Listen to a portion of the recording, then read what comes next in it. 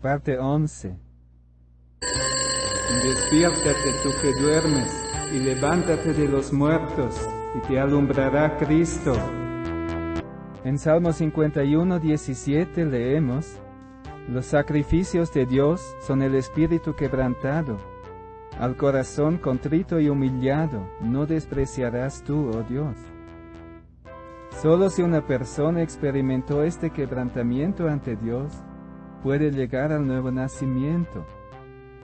En Hechos 2, 37 y 38, ahí vemos a Pedro predicando cuando vino el Espíritu Santo, y les hace ver a la gente que ellos todos eran culpables de crucificar al Salvador, al Hijo de Dios. Y dice, al oír esto, se compungieron de corazón, o sea, sintieron un dolor, una tristeza profunda en su corazón.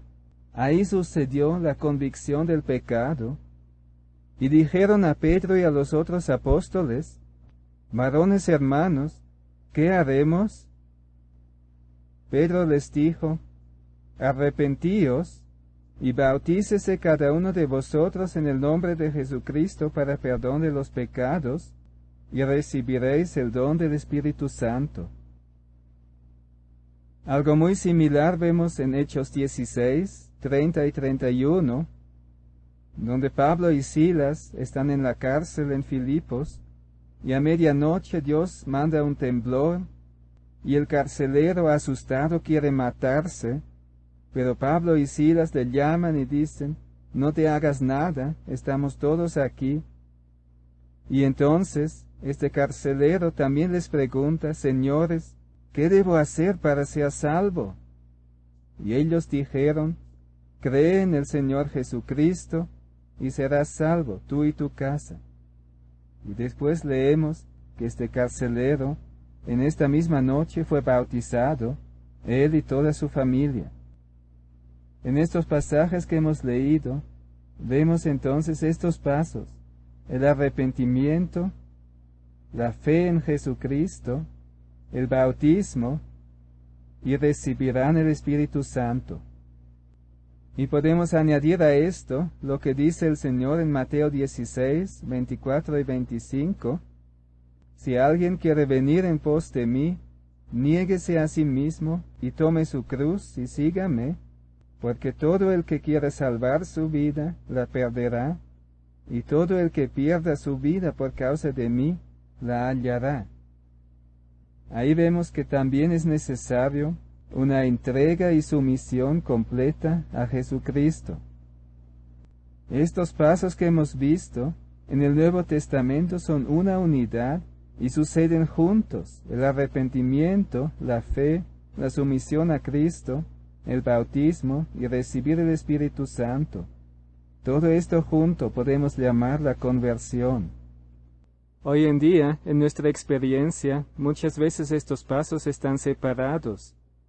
Uno se arrepiente de sus pecados, un poco más tarde llega a la fe, después espera unos meses o hasta años para bautizarse, y otra vez más tarde, o quizás nunca, experimenta la plenitud del Espíritu Santo. En algún momento de su vida se le ocurre que tal vez debería someterse a Cristo completamente, o también quizás nunca llega a este punto. Pero debemos ver claramente que en el Nuevo Testamento todos estos pasos iban juntos. Hoy lo vemos diferente, porque ya no estamos tan cerca del Señor como lo estaban los primeros cristianos.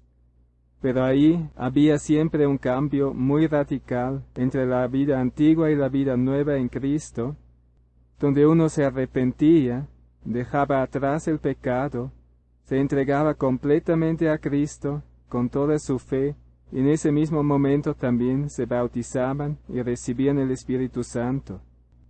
Hoy hablaremos sobre el arrepentimiento que el Señor busca. ¿Qué es el arrepentimiento? Es cuando uno dice: Señor, perdóname todos mis pecados. Es cuando uno se arrodilla en una iglesia y echa lágrimas. En realidad no es nada de esto. Si una persona dice: Señor, perdóname todos mis pecados, y le preguntas: entonces dime cuáles son los pecados que has cometido, Normalmente no te va a poder decir ni uno solo, porque el que hace una confesión así en general, en realidad no ha sido convencido de su pecado, todavía no está consciente de su pecado, solo repite lo que otro cristiano le ha enseñado: somos todos pecadores, tienes que reconocer que eres pecador, pero Dios no ha hecho esta obra en su corazón. Si alguien se arrodilla y echa lágrimas, puede ser que esté arrepentido de verdad, pero también puede ser que no. No lo podemos saber con seguridad, porque el arrepentimiento no es algo que hacemos por fuera, no es un ritual o una ceremonia, no depende de decir las palabras correctas o actuar por fuera de la manera correcta. El arrepentimiento es un cambio completo en la vida y en el corazón.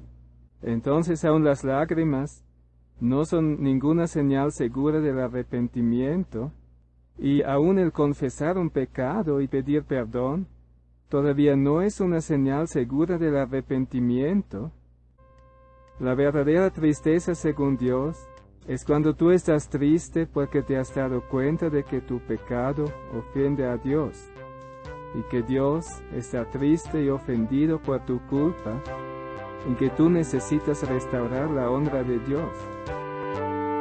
En el Nuevo Testamento encontramos dos palabras griegas que describen el arrepentimiento. Una de ellas es epistrefo, que significa volver, dar media vuelta.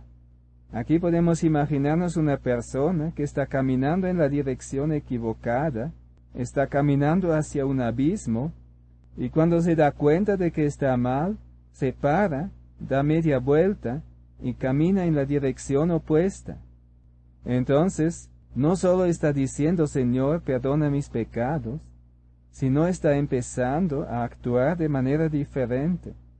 Proverbios 28:13 dice: el que encubre sus pecados no prosperará, pero el que los confiesa y se aparta alcanzará misericordia. Arrepentirse es apartarse del pecado, dejarlo y actuar de manera diferente. Un ejemplo vemos en Zaqueo, que antes era un ladrón y estafador, y cuando él se arrepintió, dijo: la mitad de mis bienes doy a los pobres, y si en algo he estafado a alguien, se lo devuelvo 4 veces más. Aquí vemos que Zaqueo cambió completamente su manera de vivir y de actuar. Si un ladrón está realmente arrepentido, va a devolver lo que robó y lo hará voluntariamente. Si un mentiroso está arrepentido, rectificará sus mentiras y hablará la verdad. Una segunda palabra que describe el arrepentimiento es metanoeo, lo que significa cambiar la mente. Entonces arrepentirse es no solo cambiar la manera de actuar, sino también cambiar la manera de pensar. Si uno se arrepiente, deja de amar el pecado y empieza a odiar y rechazar el pecado, aún en sus pensamientos. Va a cambiar no solo sus acciones, va a cambiar también sus motivos por hacer lo bueno. Hay muchas personas que intentan hacer lo bueno y evitar el pecado por motivos equivocados. Una persona realmente arrepentida va a amar a Dios y por amor a Dios se decide renunciar al pecado. Podemos ver como ejemplo 2 ladrones que acaban de salir de la cárcel. El primero de ellos dice: ya no voy a robar, porque no quiero volver a la cárcel, y la policía me va a estar vigilando. Entonces deja de robar, pero es solo por temor al castigo. El segundo ladrón dice: yo he comprendido que es malo robar, y que he hecho sufrir a muchas personas con mis robos, y que Dios está ofendido conmigo, pero he empezado a amar a Dios, y por eso no volveré a robar. ¿Quién de los dos está realmente arrepentido? Por afuera parecen igual, los dos ya no roban. Pero el primero, si pudiera robar sin ser descubierto, lo haría otra vez. Él no ha cambiado su manera de pensar. Mientras el segundo realmente está arrepentido, porque realmente cambió su manera de pensar.